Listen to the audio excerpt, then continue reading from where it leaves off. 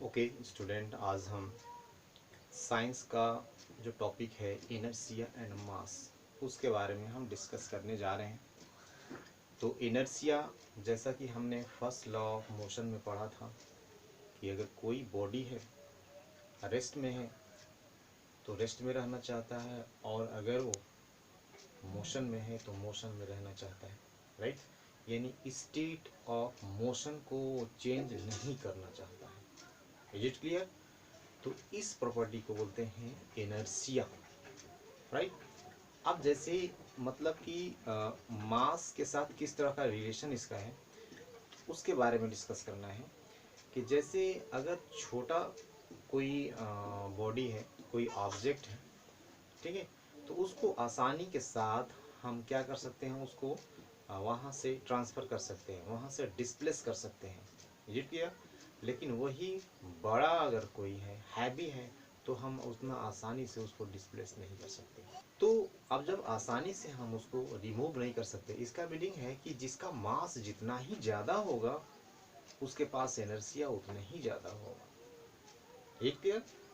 ठीक है। जैसे आप सपोज करिए कि अगर एक एम्प्टी बॉक्स है, खाली बॉक्स है, अगर उसको आप क्या करना चाहेंगे, डिस्प्लेस करना चाहेंगे, तो आप डिस्प्लेस कर सकते हैं आसानी से। लेकिन अगर ट्रैक्टर हो तो नहीं कर सकते।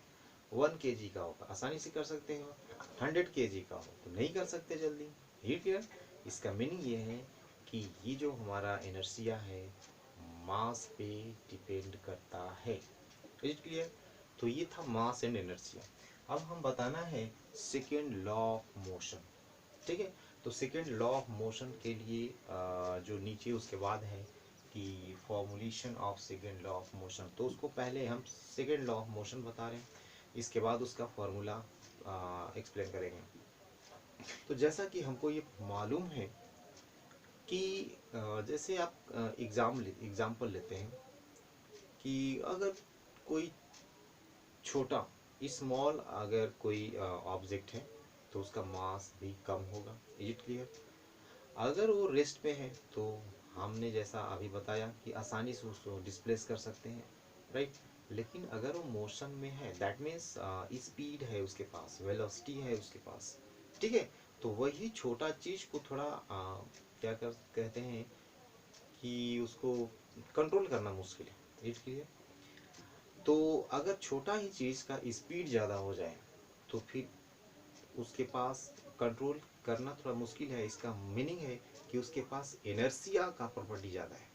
वैसे ही जस्ट अपोजिट बोल सकते हैं कि अगर कोई हैवी बॉडी है और स्पीड भले ही कम हो फिर भी उसको कंट्रोल करना उसी तरह से मुश्किल होगा, क्योंकि उसके पास इनर्शिया ज़्यादा है, क्योंकि मास ज़्यादा है।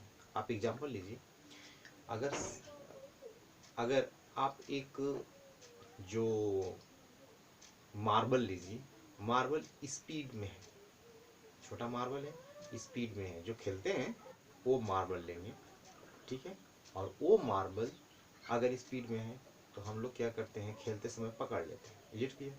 लेकिन अगर छोटा आप बुलेट की बात करें जो गन से फायर किया जाता है, ठीक है, तो उसको अगर लेंगे तो गन से जो फायर होता है उसको आप कैच नहीं कर सकते। है वो भी छोटा लेकिन उसकी वेलोसिटी ज़्यादा है, इसलिए हम कंट्रोल नहीं कर सकते, यानी एनर्जिया ज़्यादा है। इसी तरह से आप ट्रक ले लीजिए या बस ले लीजिए, भले ही 5 मीटर पर सेकेंड हो, भले ही 10 मीटर पर सेकेंड अगर वो मूव कर रहा हो, तब उसको भी कंट्रोल हम नहीं कर सकते, क्योंकि उसके पास एनर्जिया ज़्यादा है। उसके पास एनर्जिया ज़्यादा है तो हम कंट्रोल नहीं कर सकते। तो देखिए दोनों ही कंडीशन में अगर मास जिसमें ज़्यादा है, वेलोसिटी कम है, तब भी एनर्जिया ज़्यादा है। वेलोसिटी ज़्यादा है, मास कम है, तब भी उसके पास एनर्जिया ज़्यादा है। स्टेट ऑफ मोशन को कंट्रोल करने में हमें ज़्यादा स्ट्रगल करना पड़ेगा। Is clear? तो साइंटिस्ट ने रिसर्च करते समय ये सोचा कि अगर मास कोई तो ऐसा क्वांटिटी है कि जो मास और वेलोसिटी दोनों पे डिपेंड करता है, ठीक है, तब उसका नाम दिया गया कि ये है मोमेंटम। Is clear? ऐसी क्वांटिटी जो दोनों चीज़ पे डिपेंड करता हो वो है मोमेंटम। और इसका जो फॉर्मूला आता है वो पता ही है कि P equal to M V. तो मोमेंटम को P से डिनोट किया जाता है। इसमें मास है और वेलोसिटी, इसमें मास है और वेलोसिटी दोनों है। और अगर मास कम कर देंगे तो वेलोसिटी अगर ज़्यादा है तब भी इनर्शिया ज़्यादा हो गया, यानी मोमेंटम ज़्यादा है। और अगर इसमें मास ज़्यादा है, अगर वेलोसिटी कम करते हैं तब भी हमारा सेम चीज़ें हैं। रीड किया। तो अब यहाँ पे हमको एक नया जो क्वांटिटी मिला वो है मोमेंटम। Read clear. चलिए अब मोमेंटम हम देखते हैं। तो ये मोमेंटम जो कंट्रोल करने की बात कर रहे हैं हम, तो ये क्यों हो रहा है? अगर मोमेंटम कभी ज़्यादा है कभी कम है तो ये किसकी वजह से है? फोर्स अगर उस पर अप्लाई किया जा रहा है तब, फोर्स अगर उस पर अप्लाई करेंगे तभी हम उसके वेलोसिटी को चेंज कर सकते हैं, मोशन को चेंज कर सकते हैं। अभी कोई अगर बॉडी किसी भी स्पीड से है, मास होगा, अब उसका मोमेंटम चेंज करना है, तो एक ही बॉडी है तो उसकी मोमेंटम चेंज करना है, तो मास तो फिक्स है हमारा। अब क्या चेंज कर सकते हैं हम उसका? तो सिर्फ और सिर्फ वेलोसिटी चेंज कर सकते हैं। वेलोसिटी बढ़ा देंगे, इंक्रीज कर देंगे तो मोमेंटम ज़्यादा हो जाएगा, डिक्रीज कर देंगे तो उसकी मोमेंटम कम हो जाएगी। इसका मीनिंग ये है कि मोमेंटम पॉजिटिव भी हो सकता है और निगेटिव भी हो सकता है। ये क्लियर। चलिए इसका आप फॉर्मूला देखते हैं। कंसीडर करिए कि अगर कोई ऑब्जेक्ट है, उसका मास m है और उसकी वेलोसिटी v है, तब उस कंडीशन में मोमेंटम जो होगा p equal to M V.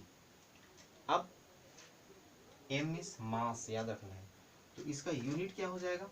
अब इसका अगर यूनिट देखेंगे तो केजी मीटर पर सेकेंड स्क्वायर, केजी मीटर पर सेकेंड, सॉरी पर सेकेंड। इसका जो यूनिट होगा, इसका यूनिट क्या होगा? केजी मीटर पर सेकेंड। Is it clear? लेकिन अब अगर हम देखते हैं कि चेंज इन मोमेंटम, सपोज करिए कि अभी किसी टाइम पे इसकी मोमेंटम p1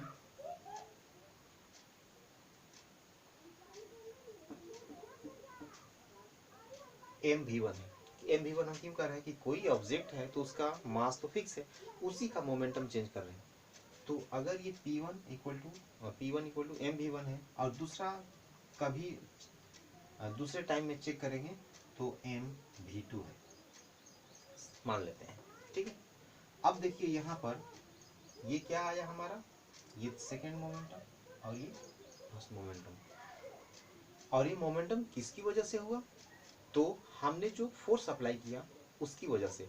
तो मोमेंटम चेंज तभी होगा जब हम उस पर फोर्स अप्लाई करेंगे, अब नहीं तो ये मोमेंटम चेंज होता ही नहीं, वेलोसिटी चेंज होता ही नहीं, ठीक है। तो वेलोसिटी चेंज नहीं होता जब तक हम फोर्स नहीं देते, यानी जब फोर्स दिए तब जाकर के इसमें चेंजिंग आया है। तो इसका मीनिंग ये है कि जो हमने फोर्स लगाया इस पे डिपेंड कर रहा है, ठीक है। तो चेंज इन अगर मोमेंटम लेते हैं p1 माइनस p2 तो क्या आएगा? mv1 minus mv2, right. m common है, v1 माइनस v2,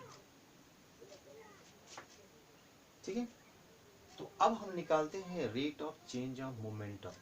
जब rate of change of momentum निकालेंगे, ठीक है, rate of change of momentum,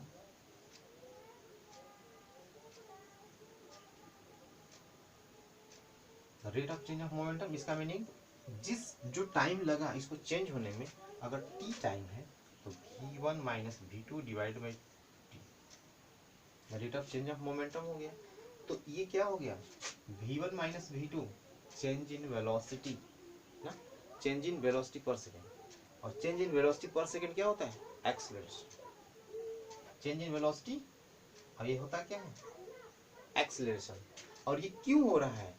जो मैंने फोर्स अप्लाई किया उसकी वजह से हो रहा है। तो ये rate of change of momentum जो है इक्वल टू हो जाता है ma, change in momentum equal to क्या होगा, अप्लाई फोर्स उसके इक्वल होगा। तो ये था हमारा second law of motion. Means जितना हम लोग फोर्स लगाएंगे उतना उसमें मोमेंटम में चेंजिंग आएगा।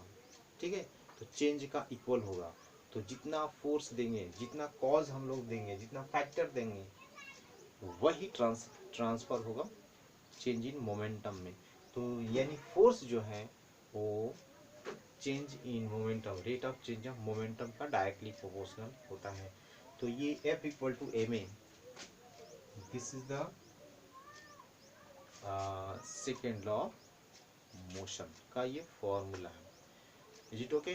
तो अब हम जो भी क्वेश्चन बचा हुआ है इस क्वेश्चन पे डिस्कस हम नेक्स्ट वीडियो में करेंगे। It's okay, thank you.